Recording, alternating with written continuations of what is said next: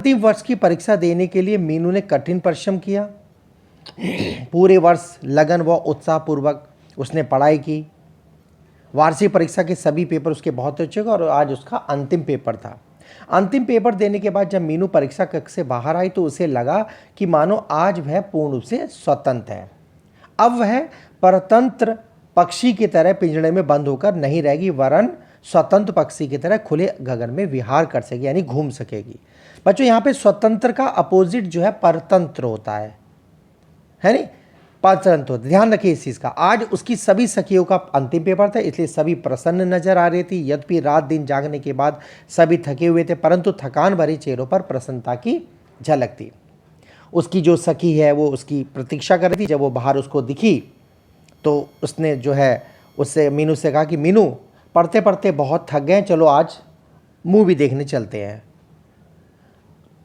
मीनू बोले कि हाँ, आज मैं भी ये सोच रही, चलो पहले आज नीलिमा के पास चलते हैं। उन्होंने कहा अरे नीलिमा के पास कल चली जाना, आज पिक्चर चलते हैं। ठीक है, आज पिक्चर देखने चलते हैं, क्योंकि हमने बहुत दिनों से कोई फिल्म नहीं देखी है। मीनू, तुम अपने घर मीरापुर कब वापस जा रही हो? माया ने उससे पूछा। 2 दिन बाद, मीनू ने उत्तर दिया। माया, मैंने अपनी माँ को पत्र में लिख दिया था कि मैं परीक्षा समाप्त होने के 2 दिन बाद मीरापुर आऊँगी, क्योंकि एक दिन नीलिमा के पास मिलने के लिए जाना है और दूसरे घर के लिए कुछ सामान खरीदना है। अच्छा है मीनू, हम 2 दिन और साथ रह सकेंगे, फिर तो हम अलग अलग हो ही जाएंगे, ना जाने फिर कब मिलना होगा। यह कहते हुए माया के चेहरे पर उदासी का भाव आ गया। वो बात करते हुए हॉस्टल के कमरे तक आए। उन्होंने निश्चय किया कि जो है पिक्चर देखने 3 बजे वाली शो देखने जाएंगे। दोनों रात में जगी हुई थी और पिछली रात तो सारी बैठ कर उन्होंने पढ़ा था, और जैसी वो पलंग पे लेटी और सो गई। खैर, दोनों फिर उठी और दोनों तैयार होकर पिक्चर देखने चल दी। सिनेमा घर में उन्होंने देखा कि उनके कुछ और जो फ्रेंड्स थे वो भी जो है फिल्म देखने आए थे। आज सभी लोग अपने आप को स्वतंत्र अनुभव कर रहे थे। स्वतंत्र अनुभव इसलिए कर रहे थे क्योंकि उनकी एग्जाम्स यानी उनकी परीक्षा समाप्त हो चुकी थी। खैर, उन्होंने परीक्षा समाप्त होने के बाद उन दोनों ने विचार किया कि आज जो है खाना भी बाहर खाया जाए। उन्होंने एक होटल में भोजन लिया और फिर वो अपने आज उनको इस बात की बेफिक्री थी कि अब उनको घर जाके पढ़ाई नहीं करनी है। और उन्होंने जैसे ही अपने खैर वो घर पहुँचे, मीनू ने जैसे अपने कमरे का ताला खोलने के लिए पर्स से ताली निकाली, देखा कि सामने नीलिमा और सुरेंद्र जो उसके हैं वो सामने खड़े हुए हैं। नीलिमा को देखकर मीनू के चेहरे पर प्रसन्नता बिखर गई। मीनू ने नीलिमा को कुर्सी पर बैठाया, बोली नीलिमा, आज मैं तुम्हारे घर आने की सोच रही थी, परंतु आज हमारा पिक्चर का प्रोग्राम बन गया, तो अब मैं कल तुम्हारे घर जरूर आऊँगी। मीनू, मैं तुम्हारे पास आती। नीलिमा कहती मैं तुम्हारे पास है, लेकिन मैं नहीं आ पाई क्योंकि मैं ये सोच रही थी कि मैं अगर आऊँगी तो तुम्हारे पढ़ाई में बाधा पड़ेगी, इसलिए नहीं आए। मीनू ने देखा कि सुरेंद्र कुछ उदास बैठे हुए हैं। उन्होंने कहा क्या बात है नीलिमा, आज तुम लोग कुछ उदास है? उन्होंने कहा हाँ, बात यह है कि इनके जो फ्रेंड थे अमित, उनकी हालत बहुत ख़राब है। उन्होंने कहा क्या क्या हो गया उनको? मीनू ने पूछा। उन्होंने कहा आज उनका एक्सीडेंट हो गया है, उनके कार के ब्रेक फेल हो गया, उनकी हड्डियाँ, उनकी जो कार थी पेड़ से डा टकरा है, उनकी हड्डियाँ जो है चकनाचूर हो गया, पूरे शरीर में भी चोट आई है।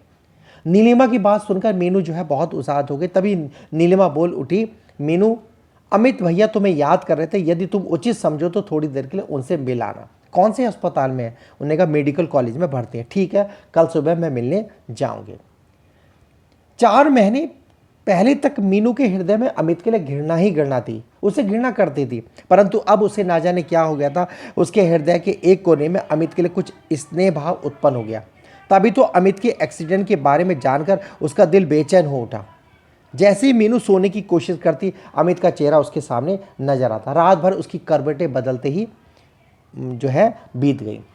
कभी उसको झपकी लग जाती, कभी उसकी आंख खुलती। खैर, वो दूसरे दिन सुबह उठी और तैयार होकर अमित से मिलने के लिए चल दी। वहाँ मेडिकल कॉलेज में पहुंची, लेकिन वहाँ पर जो है 10 बजे से पहले मरीजों का मिलना वर्जित का मतलब मना था।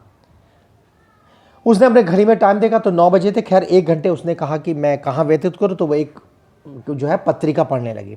जैसी घड़ी ने 10 बजाए, वो अपने वहाँ से उठी और अमित के कमरे में जाकर चल दी। उसने धीरे से दरवाज़ा खोला। उस समय अमित अकेला था। मीनू को देखकर अमित के उदास मुरझाए चेहरे पर प्रसन्नता की एक लहर दिखाई दी।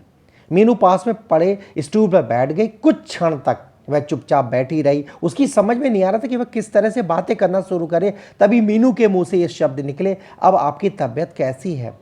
अमित ने कहा कि मेरी तबीयत ठीक नहीं है। उन्होंने कहा कैसे हो गया ये सब? उन्होंने कहा, अमित बोला कि मैंने जो पाप किए थे उसका फल मिला है मुझे। ये कैसी बात करते हैं आप? मीनू ने अमित को चुप करते हुए कहा, नहीं मीनू, मैंने तुम्हारी भावनाओं को ठेस पहुंचाई, अपनी नासमझी के कारण तुम्हें बहुत परेशान किया। मीनू, मैं जानता कि तुम्हारे दिल में मेरे लिए बहुत घृणा है। मैंने कई बार कोशिश की तुमसे सारी बातें स्पष्ट करूं, परंतु दुर्भाग्यवश ऐसा मौका ही कहाँ मिला। अब आपकी तबीयत ठीक नहीं, आप आराम कीजिए, ऐसा मीनू बोली। मीनू से चुप कराती रही, लेकिन वो अमित जो था आज जैसे सब कुछ उसको बताना चाह रहा था। नहीं मीनू, आज मुझे बोलने दीजिए। मीनू, जिस दिन मैंने तुम्हें पहली बार देखा था तो मुझे लगा कि तुम ही मेरे अनुमान की मंजिल हो। मैं तुम्हें हमेशा के लिए पा लेना चाहता, परंतु वापस मेरठ आने पर परिस्थितियों ने कुछ ऐसा मोड़ लिया कि मैं ऐसे भंवर में फंस गया जिससे आज तक नहीं निकल पाया। जब तुम्हें देखकर हम घर पहुंचे तो देखा कि मेरठ के एक बहुत प्रतिष्ठित और धनी व्यक्ति अपनी लड़की का रिश्ता लेकर आए हुए थे। मैं नहीं चाहता था कि उस लड़की से मेरी शादी हो, परंतु मैं अपने माता पिता का विरोध नहीं कर सका और शायद ये मेरी ज़िंदगी की सबसे बड़ी भूल थी। उसके साथ मेरा रिश्ता तो तय हो गया, परंतु शादी नहीं हो सकी। शायद ईश्वर को ही यह मंजूर था और शायद ईश्वर ने ही इसमें मेरे लिए कुछ भलाई की थी।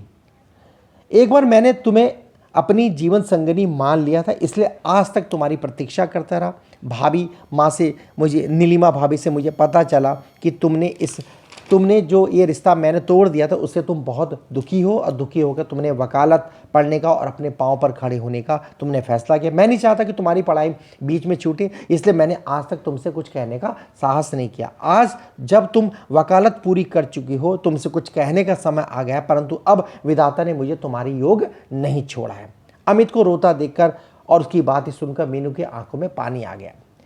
अमित ने अपने पर नियंत्रण रखा, फिर बोलना शुरू करा, मीनू, मैंने तुम्हें यहाँ इसलिए बुलाया है कि एक बार मैं तुम्हें अपने दिल की बात बता दूँ जिससे तुम मेरे अपराध को क्षमा कर सको। वैसे मेरे अपराध की सज़ा मुझे ईश्वर ने दे दी है, अब मैं चाहता हूँ तुम मुझे क्षमा कर दो। यह बात करते करते अमित की आंखों से जल निकलने लगा, यानी पानी निकलने लगा। अमित के नेत्रों में आंसू देखकर मीनू का भी दिल भरा है। वो बोली कि अमित, भाग्य ने हमारे साथ धोखा किया, इसमें तुम्हारा भी कोई दोष नहीं है। और जहाँ तक क्षमा करने की बात है, जब तुमने कोई अपराध किया ही नहीं तो क्षमा किस बात की? मीनू, इस समय मैं मृत्यु सैया पर पड़ा हूँ, ना जाने कितने दिन की जिंदगी और है, परंतु जब तक तुम मुझे माफ़ नहीं करोगी तब तक मुझे चैन नहीं मिलेगा। तभी अमित ने गहरी सांस ली और कहा, यदि मैं ठीक हो भी जाऊंगा तो मैं पूर्ण रूप से ठीक नहीं हो सकूंगा। देखो, दोनों हाथों और दोनों पैरों पर प्लास्टर चढ़ा है, हाथों और पैरों की हड्डियां चूर चूर हो गई हैं। इस दशा से मैं पूरी तरह से स्वस्थ हो सकता हूं। तभी अमित की माता जी ने कमरे में प्रवेश किया। मीनू को उन्हें 30 वर्ष के बाद देखा था, इसलिए वो पूरी तरह से उसे पहचान नहीं पाई। उन्हें आभास हो रहा था कि इस लड़की को उन्होंने कहीं देखा है।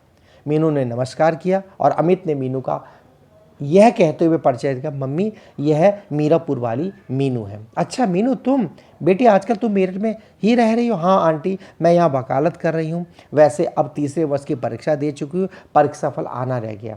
बेटी, मेरे अमित पर तो ना जाने कौन सी घड़ी आई है जो उसकी हालत हो गई। ये कहते कहते उनकी आंखों में आंसू आ गए। आंटी, आप चिंता न करें, अमित बिल्कुल ठीक हो जाएंगे। यह कहकर मीनू अपने स्टूल से उठी। अमित को इस हालत में देखकर मीनू के हृदय में उसके प्रति प्यार और दया की भावना उमड़ आई। उसका मन हुआ कि काश वह कुछ समय अमित के साथ पास रहकर बिता पाती।